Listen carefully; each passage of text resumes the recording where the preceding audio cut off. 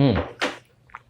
Assalamualaikum semuanya. Nama saya Mujahid Ansori Majid dan di sini saya akan membagikan pengetahuan saya tentang HTML karena ya Kak, pada pandemi sekarang ini sangatlah bagus jika kita belajar hal baru gitu, belajar mengenai hal baru karena kita memiliki banyak waktu luang dan web development atau pengembangan web salah satu opsi yang dapat menjadi pilihan kita untuk belajar sesuatu yang baru.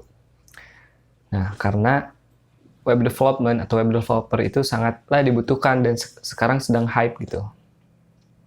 Nah, sekarang kita masuk ke pendahuluan apa itu HTML. Nah, HTML itu dari Hypertext Markup Language. Dan ini juga sebagai struktur web gitu. Jadi bagaimana si website itu akan ditampilkan kepada user. Nah, jadi HTML itu merupakan suatu struktur yang untuk membangun suatu website. Seperti kerangkanya lah gitu. Dan tanpa berlama-lama lagi, mari kita masuk pada tutorialnya. Nah, guys, kita sekarang kepada tutorialnya. Nah, dan ini saya menggunakan Sublime Text yang kalian bisa download langsung diaplikasikan, sangat mudah. Di internet cari aja sendiri, download Sublime Text. Nah, sekarang di sini saya udah ada sintaks HTML ya, atau kumpulan kode HTML. Nah, ini merupakan basic structure dari HTML atau struktur dasarnya. Yang pertama, kita di sini ada tanda seru doctype. Maksudnya, nah kan HTML itu ada beberapa versi nih ya, dari dulu sampai sekarang. Nah, dari dulu itu terus ada perkembangan. Dan sampai sekarang itu HTML5. Nah, dan doctype ini tuh menunjukkan bahwa kita menggunakan HTML5 gitu. Nah, perlu diingat bahwa HTML ini menggunakan tanda kurung yang lancip seperti ini atau kurang dari dan lebih dari. Nah, dan HTML dan ini biasanya HTML gitu. Harus. Dan di sini yang harus diperhatikan ada head dan body. Nah, body di sini tuh ntar kita apa ya? Tag-tag HTML-nya. Nah, jadi misalkan dan sebelumnya saya akan mau menjelaskan tag, maksud tag itu. Nah, jadi setiap head, body, nah ini tuh namanya tag gitu, tag HTML. Nah, jadi setiap tag itu mempunyai peran yang masing-masing berbeda gitu. Nah, kalau body itu merupakan kumpulan tag-tag yang akan ditampilkan di dalam websitenya gitu, HTML-nya. Nah, kalau head, nah ini title khususnya nanti untuk penamaan websitenya yang biasanya di bar atas itu loh, yang di bar atas. Nah, ada juga ntar style buat CSS dan nanti yang akan dibahas. Nah, sekarang cukup tiru apa yang ada di komputer saya. Oke, jika sudah, saya akan memperkenalkan beberapa tag HTML yang kalian harus tahu gitu. Yang pertama itu ada heading. Nah, heading itu sebenarnya buat penjudulan suatu website gitu. Nah, contohnya seperti ini, saya tulis dulu H1 ya, misalkan. H1 hello world itu. Nah, yang perlu kalian perhatikan bahwa dalam setiap tag dibuka dengan seperti ini, misalkan H1 di dalam kurung biasa yang lancip, dan untuk penutupnya itu pakai slash. Tuh. Nah, jika kalian menggunakan Sublime Text, jika kalian mencet slash langsung otomatis gitu. Nah, jadi ingat ya bahwa setiap penutupnya harus pakai sama dengan yang depannya, cuma dikasih slash gitu. H2 hello world slash. Dan untuk heading ini ada 6 macam dan 6-nya itu dari H1 sampai H6 gitu. Berbeda ininya apa? Ukurannya. Hello world 4 sebenarnya H4 bisa gitu. Nah, jadi buat di Sublime Text kita tinggal misalkan tulis nama tagnya, misalkan H5, langsung pencet tab. Nah, langsung hello world agar memudahkan gitu. Hello world slash. Nah, untuk mengetahui hasil dari sintaks HTML kita bisa untuk Sublime Text, kita bisa klik kanan.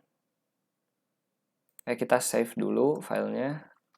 Kita save. Nah, misalkan di mana aja di download misalkan, save. File name coba heading ya gitu. Nah, kalau udah di save bisa open in browser atau kalian bisa misalkan go yang tadi filenya kalian. Nah, bisa juga gitu. Tapi lebih simpel dari Sublime Text-nya tadi, tinggal open in browser gitu. Nah, oke, kita hapusin dulu ini. Nah, seperti yang kalian bisa lihat bahwa dari H1 sampai H6 itu memiliki ukuran yang berbeda-beda, ya kan? Nah, untuk H1 itu yang paling besar, untuk headline gitu. Kan kalau ada di berita, untuk judul awalnya membutuhkan sesuatu yang besar dan apa ya, jadi bold gitu biar menunjukkan itu headline-nya gitu. Nah, sebenarnya ini tergantung ntar pemakaiannya mau gimana, kalian bisa menyesuaikan antara memakai H1 atau sampai H6. Dan perlu kalian tahu bahwa heading itu memiliki default bold gitu. Dan juga beberapa kali jarak gitu, kan? Oke. Setelah kita mempelajari tentang heading, nah kita beralih kepada P. Oke. P. Apa itu P? P itu berfungsi sebagai paragraf, ya kan? Misalkan saya tulis di sini, halo semua, nama saya Mujahid Ansori Majid. Saya tinggal di kota Bandung. Umur saya 18 tahun. Hobi saya bermain nggak tahu hobinya apa, bermain badminton misal. Nah, paragraf ini berbeda dengan heading. Nah, oke, kita save. Kita lihat di browser. Nah, sepertinya bisa kalian lihat heading dengan paragraf itu berbeda. Seperti namanya, paragraf itu ya hanya isi kontennya saja. Misalkan dalam sebuah berita, misalkan gini, kita hapus dari H2 sampai H6 ya kan. Nah, misalkan ini temuan hewan terbesar di bumi gitu. Lalu kita hapus yang ini. Nah, hapus. Nah, hewan yang bernama paus biru diperkirakan memiliki berat 200 ton misal, ya kan. Nah, jika kita perlihatkan, nah kan, maka akan seperti ini gitu. Dan itu untuk paragraf, ya kan. Nah, selanjutnya kita bisa mengasih komen gitu kan. Nah, apa yang dimaksud komen? Komen itu adalah misalkan kita menjelaskan sintaks kita kepada programmer lain atau kepada orang lain yang akan mengedit website kita ya. Contohnya seperti ini. Nah, ini merupakan komen untuk HTML gitu. Misalkan contohnya ini untuk paragraf gitu kan. Ini untuk paragraf. Ini untuk heading. Nah, seperti yang kalian lihat, dan fungsi ini itu adalah untuk dibaca oleh programmer lain supaya orang yang membaca program kita itu bisa mengerti gitu apa yang kita maksud dengan apa yang kita tulis. Oke. Jika kita lihat di browser maka tidak akan terbaca karena itu tuh khusus untuk di program sintaksnya saja, tapi di websitenya tidak akan ditampilkan gitu. Dan ini akan sangat berguna jika kalian bekerja secara bareng gitu, berbarengan. Maka untuk membuat orang lain mengerti tentang apa yang kalian tulis, maka kalian bisa komentar. Atau misalkan ini ada yang salah nih headingnya, bisa kalian komen gitu. Bisa kalian komen gitu. Tapi ini tuh belum mau kalian hapus. Nah, kalian bisa komen dulu seperti ini, maka di browsernya tentu tidak akan ditampilkan begitu. Tuh. Dan ini akan sangat berguna menurut saya ya. Nah, dan untuk tag HTML lainnya yang akan sangat berguna yaitu bagaimana cara kita untuk menambahkan gambar. Oke. Tag untuk menambahkan gambar yaitu img atau kependekan dari image gitu ya kan. Nah, apakah seperti ini saja? Tentunya tidak. Yang kalian perlu lakukan adalah ditambah src. Maksudnya src adalah source gitu loh. Source ini bisa digunakan untuk dalam komputer kalian atau offline ataupun online gitu, ya kan? Coba kita online ya kan, misalkan di download ada foto nggak nih? Nah ini WhatsApp image. Coba kita tulis rename, copy. Nah kita bisa coba seperti ini, save. Nah ya kan bisa dimasukkan itu tentunya. Nah, setelah kita lihat, bisa dilihat ya, bahwa gambar itu bisa dimasukkan kepada website dengan menggunakan img gitu. Dan ini yang kalian perlu tahu bahwa program HTML dan gambar itu harus satu folder, ya kan? Nah, kalau ingin masuk ke dalam lebih folder, misalkan di dalam folder bernama web development misalkan. Kita bisa menambahkan di sini web development begitu. Web terus misalkan Mujahid atau apa-apa gitu ya kan. Nah, sekarang bagaimana cara kita menampilkan gambar yang tidak ada dalam device kita gitu, atau kita ingin mengambil suatu gambar dalam di internet atau online. Yang kalian bisa lakukan adalah kalian harus mencari address atau link gambar tersebut gitu. Nah, misalkan kita save dan saya menemukan ini ya salah satu gambarnya, opening browser dan tidak terbuka.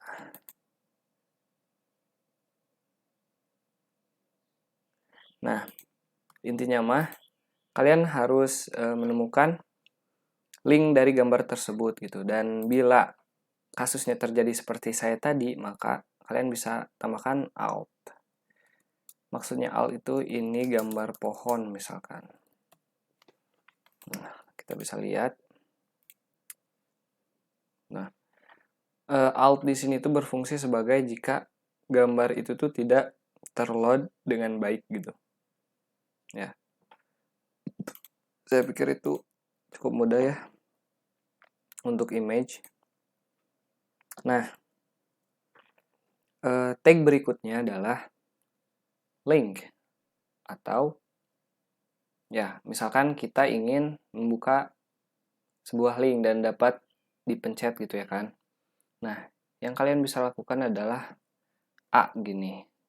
Nah, berbeda dengan image yaitu source atau src, dan link ini tuh href gitu. Sama seperti source sebenarnya. Dan A ini kependekan dari anchor gitu atau jangkar ya kan, narik.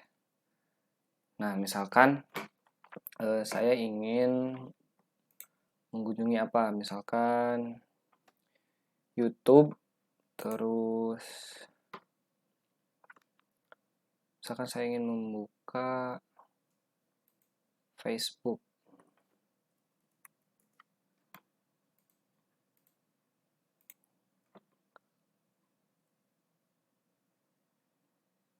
Nah, misalkan saya ingin facebook.com gitu kan. Nah, kalian tinggal mengcopy linknya kepada di dalam href. Dan misalkan, nah, di sini bisa kalian tulis Facebook. Oke. Kita bisa lihat akan jadi seperti apa. Nah, Facebook. Nah, ini berbeda yang tadi kan ini. Jika kita pencet, maka akan kepada halaman Facebook gitu.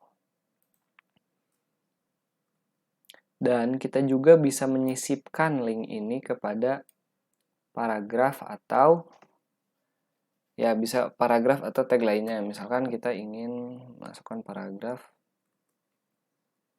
Halo semua, misalkan terima kasih telah membaca artikel ini. Kalian bisa temui saya di halaman Facebook saya.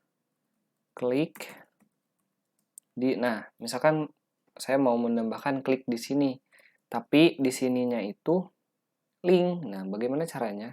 Kita bisa menes atau nesting kepada A terhadap P. Nah, jadi gini, A href, misalkan yang tadi Facebook, terus di sini kan, nah, P. Kita save, kita lihat. Nah, halo semua, terima kasih telah membaca artikel ini. Kalian bisa temui saya di halaman Facebook saya. Klik di sini. Dan ketika Anda klik, maka ke halaman Facebook kalian. Begitu. Ya, mungkin segitu saja part 1 dari tutorial HTML saya. Mudah-mudahan. Nah, jangan di sini dong. Nah, dah. Ya, mungkin segitu part 1 dari tutorial HTML dari saya. Semoga tutorial ini dapat membantu kalian belajar dengan HTML. Jangan pernah puas dengan apa yang saya sampaikan. Keep learning and keep doing good. Okay?